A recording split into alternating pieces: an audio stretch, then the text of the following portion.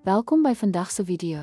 Ons gaan die Piccoli en IFES model ondersoek, 'n nuttige raamwerk om te verstaan hoe besighede 'n mededingende voordeel kan handhaaf. Kom ons kyk hoe hierdie model help om markposisie te beskerm deur strategiese fokus. Die model identifiseer 4 hindernisse tot erosie, dit hulpbronne, aanvullende hulpbronne, oorskakelingskoste en netwerkeffekte. Die hulpbronversperring beklemtoon hoe unieke, moeilik repliseerbare stelsels langtermynvoordeel bied, terwyl die hindernis vir komplementêre hulpbronne beklemtoon die behoefte om dit met ander waardevolle hulpbronne in lyn te bring vir volgehoue sukses. Oorskakelkoste help om kliënte te behou lojaliteit deur dit duur te maak om na mededingers oor te skakel, terwyl netwerkeffekte verhoog 'n produk se waarde na mate meer mense dit gebruik.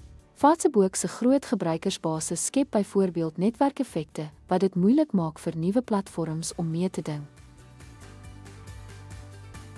Dankie dat u ons video oor die Piccoli en IFES model gekyk het. Soos ons gesien het, is die versterking van strategiese hindernisse die sleutel tot die handhawing van mededingende voordeel en die bou van langtermyn besigheidssukses.